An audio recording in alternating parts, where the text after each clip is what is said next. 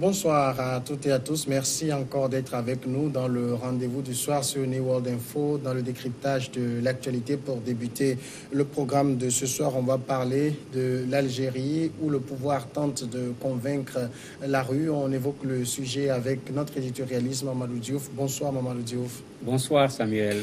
En Algérie, on était hier, donc la veille de la grande manifestation de ce vendredi. Le Premier ministre a promis la formation d'un gouvernement d'experts. Il dit avoir entendu le message de la jeunesse, mais cela n'a pas empêché des milliers d'Algériens de descendre à nouveau dans les rues d'Alger et de plusieurs autres villes pour le 4e vendredi consécutif.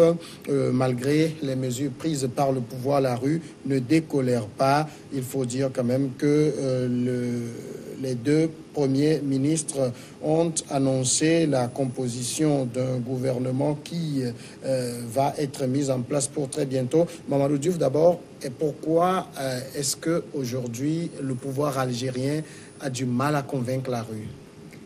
Ils ne peuvent pas convaincre parce que ça fait des dizaines d'années que ce sont les mêmes personnes qui sont là. Et curieusement, après les manifestations et que le président de la République ait accepté de ne pas briguer un 5e mandat, vous avez un pouvoir qui ne communiquait presque jamais, qui est en train de communiquer. Et c'est pourquoi l'exercice est difficile, parce que les Algériens n'ont pas cette habitude, comme ils l'ont fait hier, de voir le Premier ministre, le vice-premier ministre, 90 minutes devant les journalistes, en train de répondre à des questions, mais c'est plus qu'une exception. Et malheureusement, la communication n'a pas servi à grand-chose, puisque un des journalistes leur a posé la question: à quoi sert cette conférence de presse? Puisque quand on demande la date, quand est-ce qu'on va nommer le gouvernement, on n'a pas de réponse. La transition, quand on demande combien de temps ça va durer, on n'a pas de réponse. Donc quelqu'un est là en train de parler, mais on ne donne pas des réponses concrètes pour permettre aux populations de savoir vers où on va exactement. On a l'impression qu'on a toujours du dilatoire. L'autre raison, c'est que les populations demandent un changement. L'actuel Premier ministre, il est sorti de l'appareil. Oui. On dit nouveau, mais en fait, c'est un ancien nouveau, puisque c'était lui le ministre de l'Intérieur, qui n'est d'ailleurs pas très bien apprécié, puisque Al-Watan, le quotidien algérien, le nomme le ministre de la répression. Donc ce qu'on retient de lui, ce n'est vraiment pas quelque chose qui puisse faire de lui un homme du consensus pour résoudre le problème. Et c'est pourquoi, comme on l'a vu ce matin, les gens n'ont pas accepté le message qu'on a tenté de faire passer pour atténuer ou empêcher la manifestation d'aujourd'hui. Ils n'ont pas du tout réussi leur communication. Et quand le Premier ministre et son vice disent avoir entendu le message de la jeunesse, qu'est-ce qu'ils veulent dire en fait? En fait, c'est la formule, j'allais dire, c'est le disque rayé qu'ils utilisent. À chaque fois qu'on est en difficulté, on dit « on vous a compris ». Mais ils n'ont pas compris.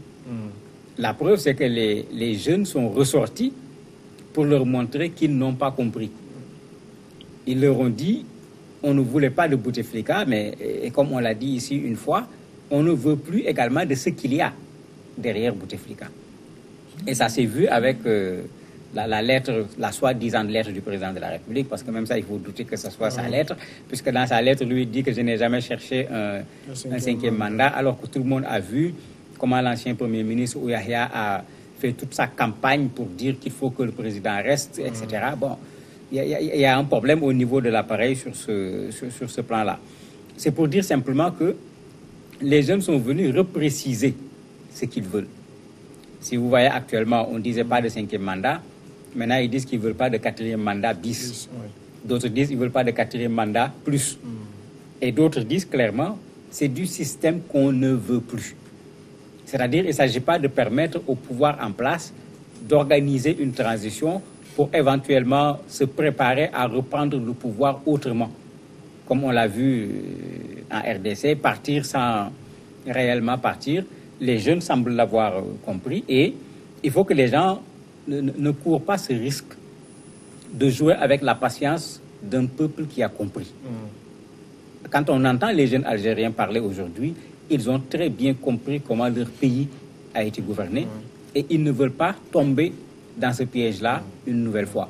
Donc autant les entendre une bonne fois au lieu de faire traîner une chose et de courir des risques dont l'Algérie n'a véritablement pas besoin. Alors, mais si on doit entendre les jeunes, entendre la rue aujourd'hui, est-ce que ça ne veut pas dire qu'il faut renverser toute la classe politique, du moins le pouvoir algérien? Il faut renverser le pouvoir, c'est clair. Maintenant, qu'on le fasse avec les règles. Mais le président de la République peut démissionner, ce n'est pas la fin du monde. Il a 1000 raisons pour démissionner, son âge, sa maladie, etc. S'il le fait, mais la Constitution est là. Il y a quelque chose qui est prévu. Les jeunes n'en voudront pas parce que ce qui est prévu dans la Constitution, ça sera toujours dans le système. Oui. Mais le plus simple, c'est de faire réellement ce qu'ils disent et qu'ils ne font pas. Ils parlent d'une conférence nationale.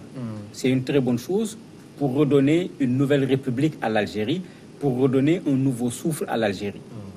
Mais une conférence nationale qui sera dirigée, animée par qui? Si c'est par le système, il est clair que les jeunes n'en voudront pas. On parlait d'une personne neutre. Ben, qui est cette personne neutre? C'est pourquoi je disais que le journaliste leur a dit, mais vous faites la conférence de presse, pourquoi? Parce qu'on dit une personne de consensus, on dit qui est cette personne, on ne donne pas de réponse. Il y a vraiment encore une incertitude. On a l'impression que le pouvoir est en train juste de gesticuler pour peut-être espérer que la vague de contestation va passer et se réorganiser et mettre devant un autre homme, ce qui permet à l'appareil qui était là de pouvoir continuer avec le même système. Et ça, les jeunes l'ont compris. Je crois qu'il faut qu'ils acceptent que aujourd'hui, ils n'ont plus la caution des Algériens. Et dans ce cas de figure, il faut qu'ils fassent en sorte qu'il y ait en Algérie une transition. Mais pas une transition avec l'appareil qui est là. Que les gens s'asseyent, les partis politiques sont là. C'est vrai qu'ils ne sont pas quand même les acteurs principaux de cette affaire. Ça crée cet éternel problème quand c'est la foule qui se lève directement. Oui. Après, quand il faut s'asseoir autour d'une table, on appelle qui? Parce que c'est ça aussi. Les partis politiques ont des défauts, c'est vrai. Il y a des faiblesses, il y a des insuffisances. Mais l'intérêt, c'est que quand un parti fait une chose, l'État peut directement s'adresser à un parti pour qu'on s'asseye autour d'une table et trouver une solution. Ici, on appelle qui? Mais dans ce flou, il y a ça. Il dit qu'il y aura des jeunes, il y aura des technocrates. Mais concrètement, quoi? Ou bien qui? Ce n'est pas clair parce qu'effectivement, cette foule qui est sortie, ce n'est pas un mouvement, ce n'est pas quelque chose de structuré qui est là, à qui l'État peut s'adresser. Et ça fait partie de la difficulté aujourd'hui pour l'État de dire aux gens, voilà dans quel sens on va aller, parce qu'il y a un problème d'interlocuteur, puisque les partis traditionnels ne sont pas du tout responsables de cette mobilisation des populations. Alors, le problème quand même avec les revendications de la rue, c'est qu'on demande une chose, mais la rue ne semble pas proposer de solution. Mais surtout, le problème, ce n'est pas quelque chose d'organisé. En fait, au départ, les gens voulaient s'opposer à la candidature de Bouteflika. C'est un peu ce qu'on a vu dans plusieurs de nos pays, à chaque fois, tout sauf un tel. Oui. Et souvent, il n'y a pas d'alternative. On veut juste faire partir quelqu'un. Il y a un sociologue qui est spécialiste en matière de politique qui disait que de façon générale, les gens savent démettre quelqu'un. Les gens savent faire partir quelqu'un, mais les gens ne savent pas élire quelqu'un. Et c'est le même problème qui est là. On veut faire partir quelqu'un, le président Bouteflika, et le système qui est derrière lui, mais à la limite, il n'y avait pas quelque chose de prévu pour dire si on fait partir le président Bouteflika, qu'est-ce qu'on fait? Et c'est ça la difficulté, puisque les gens étaient sortis juste pour qu'ils ne soient pas candidats. Et certainement, c'est ça qui avait amené l'appareil à se dire, bon, on leur donne ce qu'ils demandent. Le président n'est plus candidat.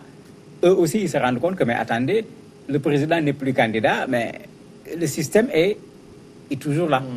Ce qui les amène à changer de revendication. Vous voyez qu'on sent nettement qu'on n'est pas en face de quelque chose d'organisé, de gens qui ont une proposition à faire, de gens qui s'inscrivent dans un calendrier en disant aux gens, nous proposons que le président de la République démissionne, par exemple, qu'on mette en place une structure. Dans cette structure, on mettra les syndicats, je ne sais pas moi, l'ordre des avocats, les magistrats. Il n'y a aucune proposition concrète. Et du côté de l'État, c'est la même chose. Hein. La conférence de presse d'hier, bien qu'elle a été particulièrement longue, on n'a pas eu une proposition qui montre aux gens clairement une feuille de route qui permet de savoir que voilà ce qui va être fait. Donc des deux côtés, personne n'a proposé une feuille de route. Il y a une incertitude qui est là encore sur l'avenir de l'Algérie. Alors, de toute façon, quelles que soient les revendications de la rue, c'est au pouvoir qu'il appartient de trouver des solutions. Mais bien sûr, dans la situation actuelle, c'est au pouvoir d'apporter une réponse qui puisse convaincre la rue. Non pas tenter de convaincre la rue à ne pas manifester tout simplement, mais convaincre la rue que voilà ce qui va être fait et que les gens soient convaincus que cela répond à leurs demandes. Les gens accepteront de se mettre en veilleuse, de faire du wait and see, comme on dit, pour voir est-ce que ce qui a été dit va être respecté. Mais jouer juste sur comment faire en sorte que la rue ne manifeste plus, je ne crois pas que ça va réussir avec l'Algérie actuelle. On voit clairement la détermination de ces jeunes pour manifester. Jusqu'à présent, l'armée, à part sa première sortie qui semblait menaçante, l'armée semble avoir compris que le jeu va être compliqué s'il faut s'en prendre aux populations. Je ne vois pas sur qui le système va pouvoir compter pour se maintenir au pouvoir. Est-ce qu'on peut clairement dire aujourd'hui que le système algérien est dos au mur? Ils sont vraiment dos au mur, puisque quand on a même du mal à faire une proposition concrète, ça veut dire que franchement, ils ont été pris de court. Ils ne s'attendaient certainement pas à ce que les choses aillent aussi vite. Ils n'ont pas, comme on le dit d'habitude, un plan B. Ils sont peut-être en train de vouloir élaborer ce plan B, ce qui fait que la communication est encore assez difficile parce que tous les éléments n'ont pas encore été bien ficelés. Mais il est clair que le pouvoir est aujourd'hui dos au mur face à une population qui a compris également, comme ça se fait tout le temps dans ces pays, dès qu'on fait reculer le pouvoir d'un cran, généralement, ça amène les gens à être encore plus exigeants en disant que s'ils sont descendus d'un niveau, on peut les faire descendre de 2, de 3, de 4 niveaux. Et souvent, ça crée des revendications extrêmement fortes si l'État ne réagit pas à temps pour proposer quelque chose. Alors que, comme tout le monde le sait, la légitimité, c'est vrai que c'est le peuple, mais il n'y a nulle part où un peuple est en train de gouverner un pays. Ils sont obligés de déléguer ce pouvoir à des gens. Jusque-là, on a vu quand même des manifestations très pacifiques. Est-ce qu'on va continuer par en voir dans les prochains jours aussi pacifiques? Il faut le souhaiter. Il faut le souhaiter parce que il vaut mieux que l'Algérie sorte de cette crise avec des manifestations pacifiques que l'Algérie prenne encore le risque de rentrer dans un cycle de violence. Ils l'ont connu pendant 10 ans, ce qu'on appelle la décennie des années 90. Et il ne faut pas qu'on oublie que l'Algérie est entourée par des zones d'instabilité. Oui.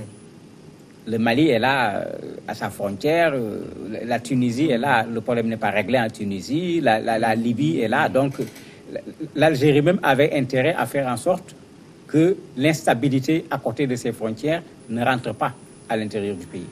Mais si on crée de l'instabilité à l'intérieur de l'Algérie, tout le monde sait que ces terroristes sont en train d'avoir des difficultés dans ces pays.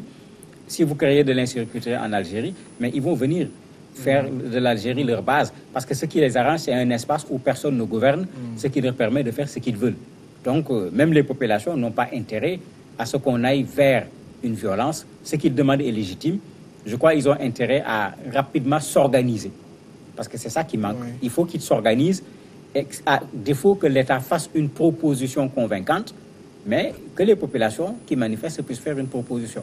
Parce qu'on dirait que l'opposition également est complètement dépassée. On ne les sent pas trop dans cette situation. Ils auraient également pu sortir des propositions pour orienter ne serait-ce que les manifestants pour qu'on trouve une issue à cette crise qu'il ne faut pas laisser perdurer.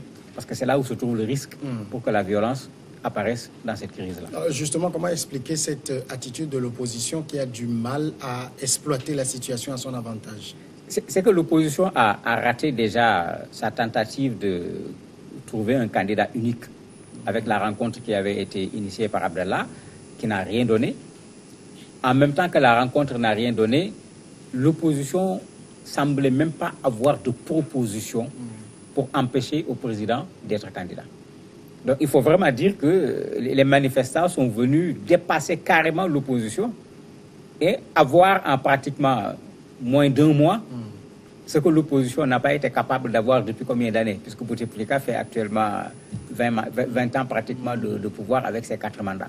Ça veut dire que quelque part, l'opposition est aujourd'hui dépassée par les manifestants. Ils doivent penser à se retrouver, puisque à la conférence de presse hier, le Premier ministre disait qu'ils sont ouverts à tout le monde tous les partis sans exclusive, etc., c'est le moment également pour l'opposition d'aller s'asseoir. Puisqu'il y avait parmi l'opposition, Louisa Hanoun et autres, qui proposaient une conférence nationale.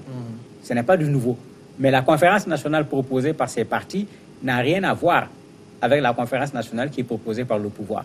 Il faudrait peut-être que les gens s'asseyent et trouver une façon de couper la poire en deux pour avoir une conférence nationale où le pouvoir sera là, l'opposition sera là, la société civile de façon générale sera là pour que l'Algérie sorte le plus rapidement de cette crise. Mamadou Diouf, merci d'avoir répondu à nos questions. C'est moi qui vous remercie. Nous allons observer un moment de pause et après on passe à l'invité de ce soir.